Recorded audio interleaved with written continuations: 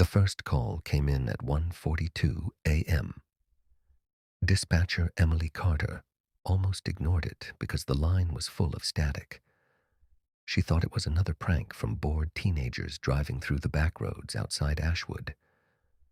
But then she heard the breathing, slow, wet, and terrified. "Please," a man whispered, "don't let them find me." Emily straightened in her chair. "Sir, what's your location?" For a moment, there was only static.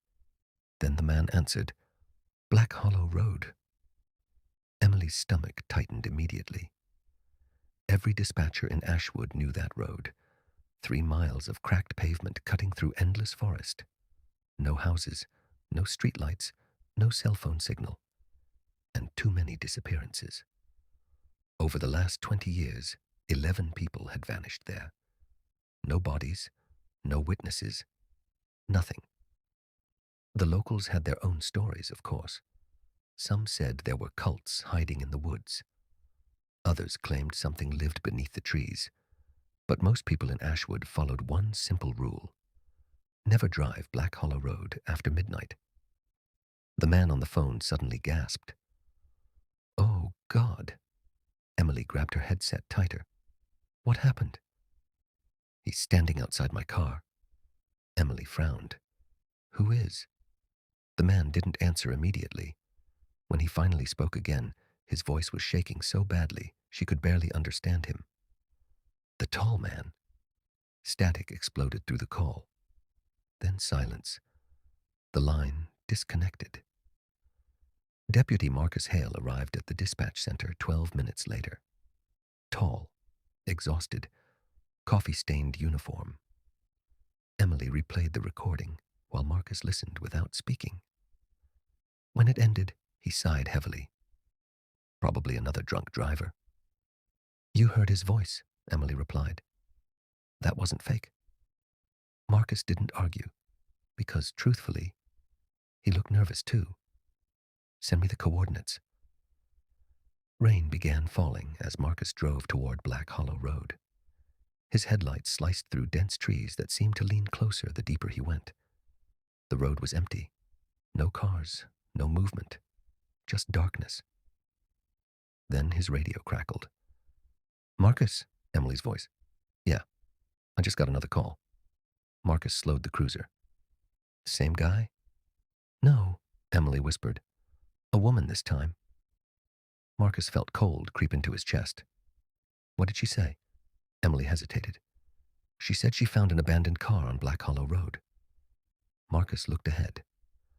About 50 yards away, headlights glowed weakly through the rain. A car, engine still running, driver's door open. Marcus parked behind it carefully and stepped outside. The forest was unnaturally quiet. No insects, no wind, nothing. He shined his flashlight into the abandoned vehicle. Wallet, phone, keys, but no driver. Then he noticed muddy footprints leading into the woods. Bare footprints. Human. Marcus radioed dispatch. "I found the car," Emily answered instantly. "Don't follow the footprints." Marcus frowned. "Why?" "Because the woman just called again," Emily whispered. Static crackled across the line. "She said the man who owns the car is already dead." Marcus slowly turned toward the forest. The footprints disappeared between the trees like something had dragged the person away. Then, crack. A branch snapped somewhere in the darkness. Marcus pointed his flashlight toward the sound. Nothing. Another crack echoed farther away. Then another, circling him. Marcus drew his gun. "Who's out there?" No answer. Only rain. Then his flashlight beam landed on something hanging from a tree branch. At first he thought it was wet clothing. Then he realized it was skin. Human skin. Marcus stumbled backward in horror, and suddenly the radio screamed with static. A distorted voice pushed through. "Deputy." Marcus froze. The voice sounded wrong. Not human, like several people speaking at once. "Deputy." The flashlight flickered, then went out. Darkness swallowed everything. Back at dispatch, Emily kept trying Marcus's radio. Nothing answered except static. She checked the GPS tracker on his cruiser. Still active. Still parked on Black Hollow Road. But Marcus wasn't moving. That's when the security cameras inside dispatch flickered. Emily looked up sharply. One monitor had gone black. Then another. Then another. The lights overhead buzzed violently. A cold wave swept through the room, and suddenly every emergency phone began ringing at once.